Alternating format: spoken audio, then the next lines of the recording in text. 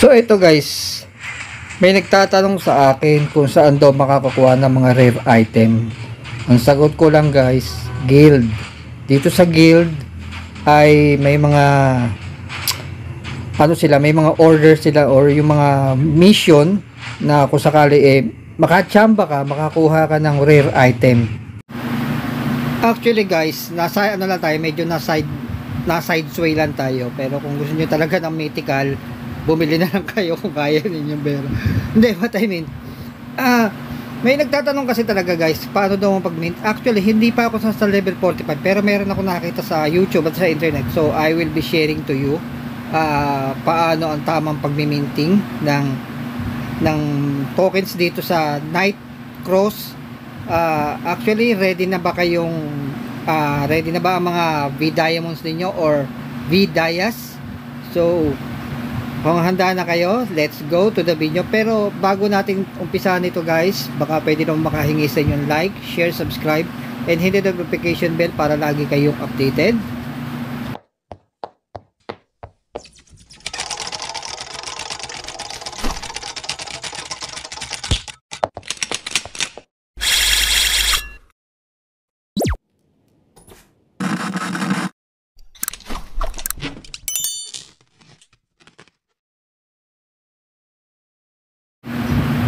So ngayon guys, pupunta tayo dun sa video na sinasabi ko sa inyo.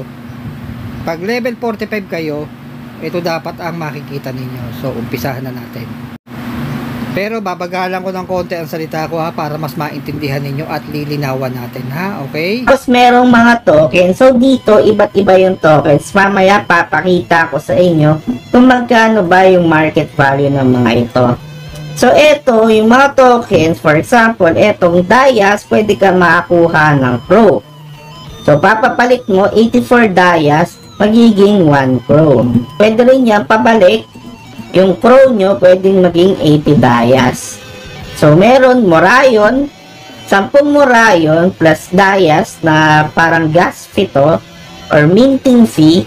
So, magkakaroon ka ng Morayon.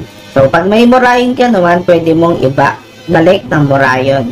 Tapos ito, gear, ito ginagamit naman to panggawa ng gliders. Ayan, mga gliders yan. So ito, mahal din tong gear. So isang gear token is isang rare na meticulous aircraft component.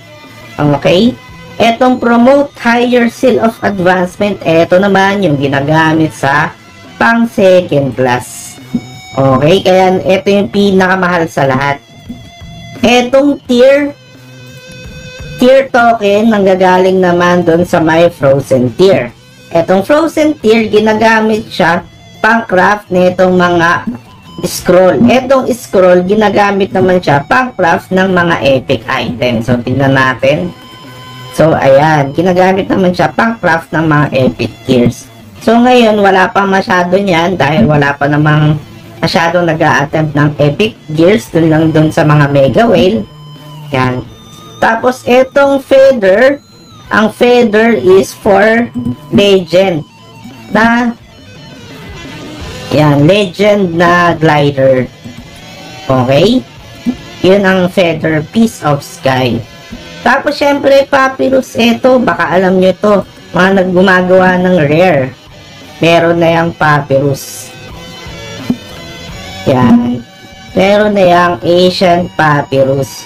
So, nagsisimula yan sa rare pataas. So, parami ng parami. So, ito medyo mahal din to. Mahal din to sa market. So, magkano ba ang presyohan yan? Teka, tignan natin. So, ayan guys. Tignan na natin yung mga price. So, unahin na natin tong Pro. So, yung Pro, ang price niya ngayon, as of March 23, so 50 pesos ang isang Pro. So imbes na magbenta kayo ng diamonds rekta sa player, mas safe dito. Although syempre mas mababa yung bentahan. Ang problema kasi hindi ine-encourage ni Nitros na magbenta ka ng diamonds diretso sa player. Pwede kang maban at marami nang naban. Okay? So, next naman is yung ating Morayon. So, pag naka 10 Morayon ka, pwede, tapos merong bayad na 41 diamonds na minting fee, pwede mong ipapalit ng isang Morayon. So, ang presyo niya ngayon is 8.97 crores. So, 500 pesos. 10 times na mas malaki dun sa Morayon. So, magkano ba yung presyohan ng Morayon natin dito? Okay, so 79 kung bibili tayo niyan, 790 diamonds. Or mga, kaso nag-iiba eh. Nasa mga 800 diamonds, sabihin natin 800 diamonds. Kasi nag-iiba-iba yung presyo. So, 800 diamonds plus 841. Tama ba? 41 diamonds. So, ayun, makaka-craft ka ng isang Morayon token. So, mas mura ba? Parang mas okay yung Crow diretso, no? Kasi walang minting fee. Okay, sa gears naman, etong Meticulous Aircraft Component. Magkano to sa market? 6,000 diamonds isa. Ang gear is $45. Okay, $45. 2,589 ang isa. Diba? Makapulot ka lang ng isa. F2P ka. Tiba na. Or pwede mo rin gawing diamonds. Ibenta mo sa market. Tapos gawin mong pros. So, compute nyo na lang kung ano yung mas mataas. Siyempre, etong as higher seal of advancement. So, ngayon, may pumakyaw. Yesterday average 24,000 or 25k. Magkano to? So, ito 165 ngayon. 9k. 9k na lang pala. Bumaba siya ng 13%. So, wag kayong magmadali. Kundi naman kayo super whale. Huwag kayong magmadali na bumili yan kasi bababa pa yan. Okay, kung nakakuha ka yan, magmadali ka na, mag level 45. O kaya ibenta mo na ng diamonds yan para nandun pa rin yung value. Okay, eto namang tier.